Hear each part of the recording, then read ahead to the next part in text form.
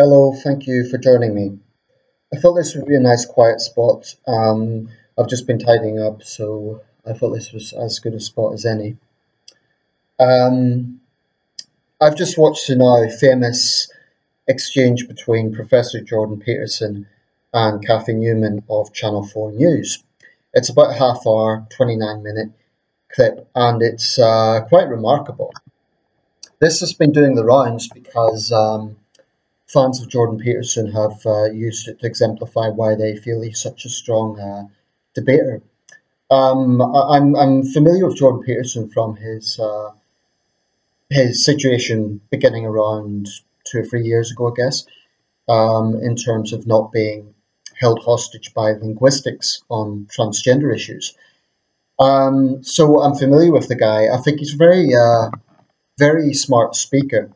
I don't want to come out and fully endorse him and say I absolutely agree with everything he says because I haven't seen all of his videos. I haven't seen all of his positions.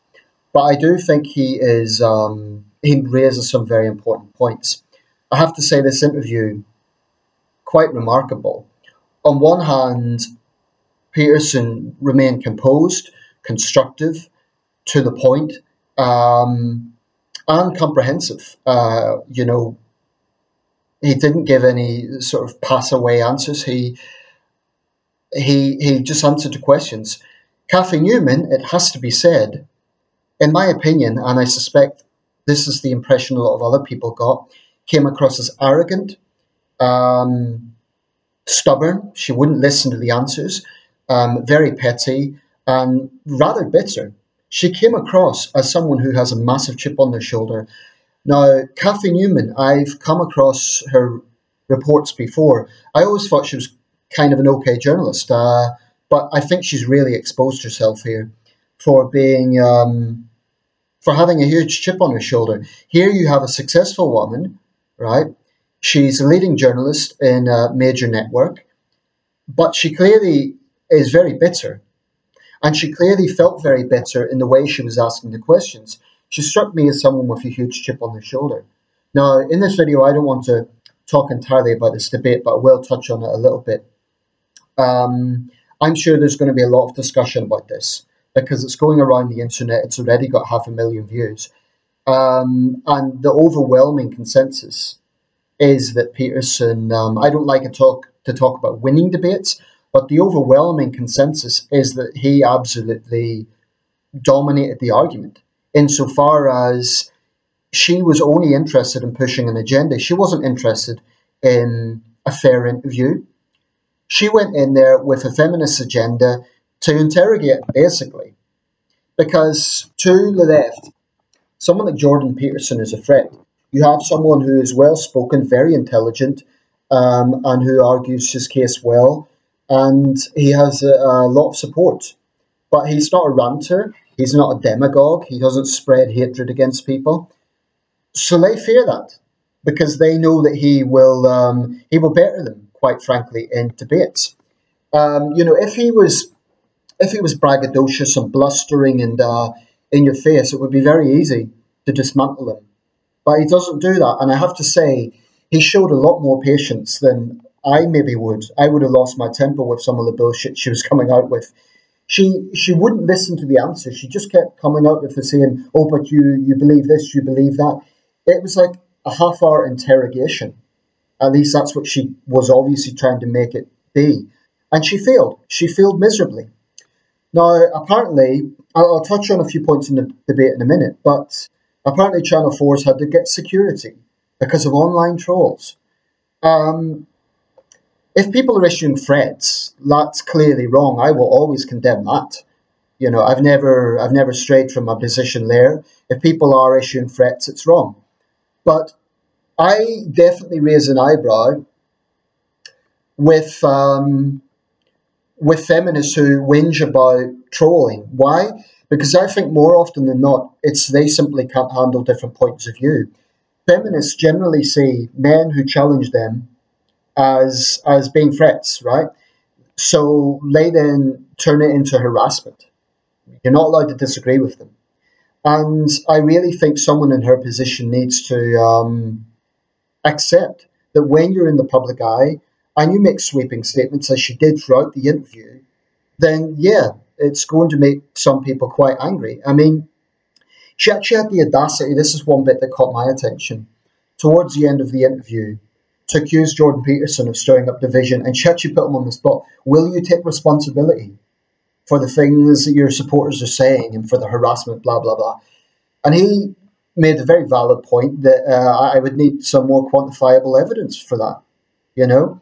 And I'm thinking, well, why don't you, Cathy Newman, take responsibility for the way militant feminists on Tumblr stir up hatred against men? Why don't you take some responsibility for the way the regressive left censor different opinions? You know, so the arrogance that she had to say it's all one-sided and that uncouth internet behaviour only comes from, well, I don't think Jordan Peterson would even call himself right-wing. And this is the problem that we have. The regressive left have now got so intolerant and so petty-minded that anything that counters their point of view is now deemed to be right-wing, because it has, whether it's driven that way or whether it's it's therefore the opposite of what they're thinking. So if you are, you know, someone who's constantly triggered, and she even said at one point, I think it was, don't transgender students have the right to be offended? And he gave a really smart answer with that one. It's just that she was just exhibiting everything that is wrong with identity politics and the regressive left. She was constantly whinging about the position of women not being in the FTSE 100, totally ignoring the fact that in other industries and other walks of life, women actually dominate. I think Jordan Peterson raised that point. It would really be a pity if this came down to a battle of the sexes, because I think there are many intelligent women out there who don't want to be defined by the pettiness and the misandry of modern third wave feminism. And it's feminists like Cathy Newman who are causing the division. And I justify calling her a feminist because that's the whole narrative that she was spinning. Like, men are this, men are that, blah, blah, blah. Then to have the arrogance at the end of the interview to actually say, well, you apologise for being divisive. I mean, he remained direct but civil throughout the whole thing, despite the fact she was throwing all sorts of allegations at him. And it's quite striking. Now, the good thing about this is that maybe it does show the tables are turning, because you've had a situation for a long time where big networks, especially Channel 4 and the BBC, and even to some extent Sky News, which is a right-wing network, even Sky News on some level, they have all placated the feminist movement. So for feminists to say that they don't have the power is utterly nonsense. The patriarchy doesn't exist, at least not in the way that feminists claim it does. That's what's truly divisive, telling women that men have all the power and they have no power. I mean, look at the situation in this country. The most powerful politician in the country is a woman. The head of state is a woman. You get senior powerful positions in government that are held by women, the Home Secretary. I really think that the narrative that feminists spin, that there's this overbearing patriarchy that keeps down women, is so flawed and so divisive. And the problem is when you stir up that sort of notion, of course it's going to make a lot of women angry, because then they'll think we're being held back. And I believe that modern Western feminism has become a deeply ugly and dishonest movement. That's why I hate it. I don't hate feminists, but I hate what feminism has become.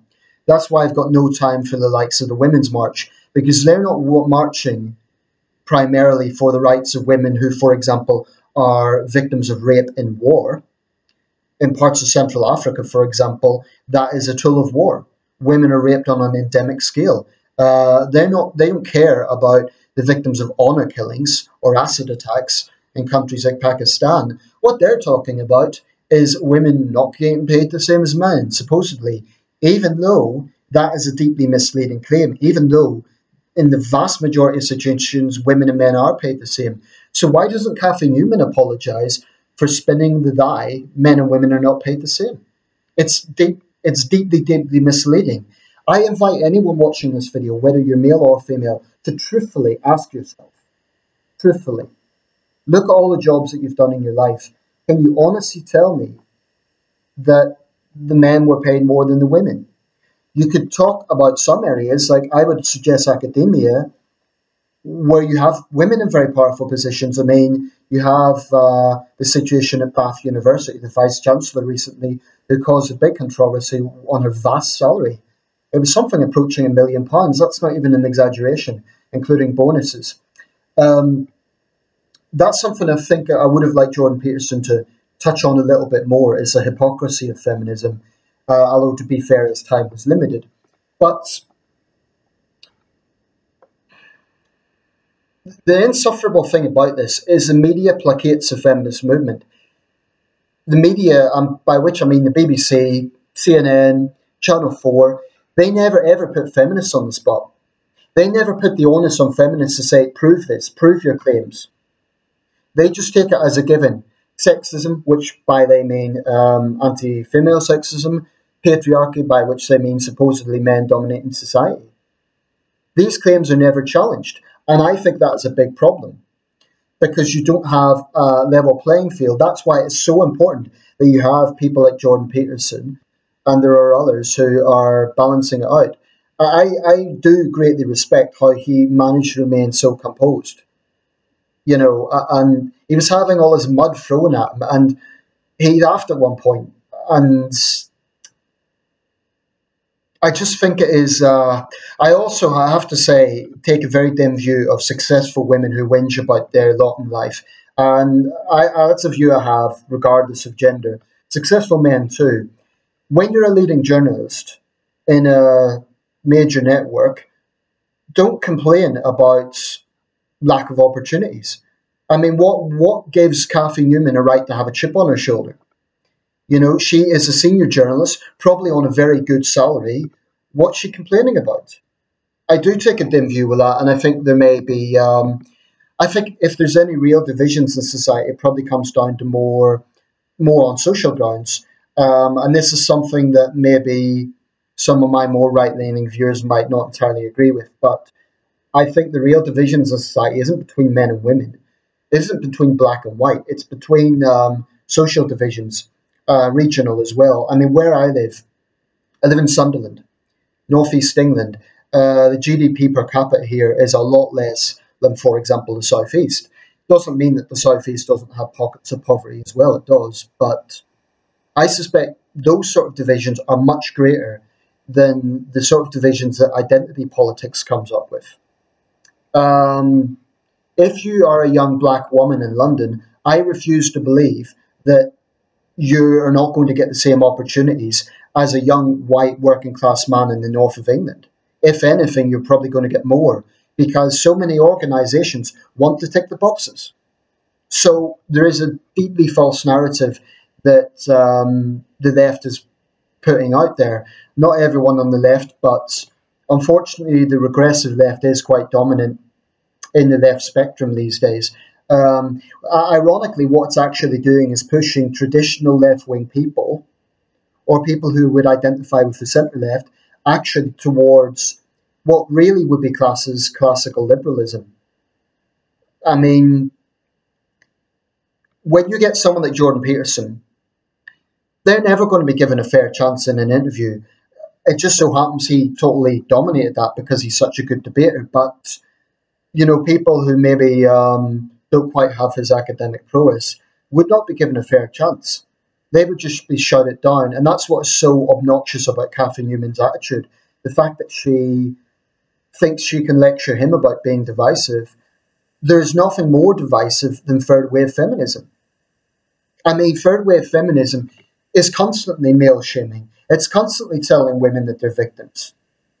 And I think this whole gender pay gap thing is just the latest narrative, because they know that they can't really compare the situation of women in the Western world in Western democracies like Canada, the United States, the UK, to other parts of the world. So they're bringing up this new narrative about the gender pay gap, which is hugely exaggerated, and there's a lot of factors at play, which Jordan Peterson mentioned. I mean, what you will never hear feminists talk about is the fact that you have a far higher rate of male suicides. And I know this is something that comes up a lot. It almost sounds like a cliche now, but it is true. If men have all the power, why is it more men kill themselves? Think about that. What's the feminist answer to that? And they will say, "Oh, it's the patriarchy hurts men. It's putting a social construct on men." It could also be that they feel that they're worthless because feminists constantly tell them that they're the enemy. Feminism has not a single positive thing to say about men or masculinity. So when we talk about the crisis of masculinity, yes, there could be aspects of the patriarchy that are responsible for that. Men sometimes treat other men in a very bad way. I agree with that. But I also think that feminist male shaming plays a role. Because when you have a movement that constantly tells women that half of the human race is their enemy, they may not use those words, but that is what the narrative shows. And it is, I hate it because I like women, right? So I hate anything that divides men and women. I hate anything that divides people. I hate it for the same reason I hate how identity politics divides white people from black people, from Asian people, because it doesn't treat people as individuals. It treats them as collectives. It's a very cold, very inhumane attitude, actually, when you think about it. She raised the point about to Professor Peterson. Are you comparing trans activists to Chairman Mao's regime? I think what he was driving at with that was the authoritarian left, which is a real thing. Now, clearly, trans activists are not killing tens of millions of people. Mao's regime was one of the most evil, destructive in human history. But unquestionably, there is a deep, deep intolerance within the regressive left, within identity politics mongers. You see it at university campuses. It is a totalitarian and authoritarian ideology. And what I resent is this idea that anyone who challenges that somehow automatically must be right wing. I don't consider myself right wing. There's a lot of areas I would see myself as centre left. But I do hate the authoritarianism of the regressive left. You can find examples within the right, sure. But I do think that these days in the West it is far more abundant in the left than in the right. That sense of only our view is allowed. What I find you will get with conservatives is yes, you can get some callous thinking. Yes, you can get a sort of selfish mentality in some regards. And yes, you can get a lot of points of critique. But you're far more likely to hear a regressive leftist say you cannot have that opinion than the conservative say you cannot have that opinion. The conservative might strongly disagree and they might say, oh, you're a commie idiot or something like that. But very rarely will you get a conservative actually trying to censor a different point of view.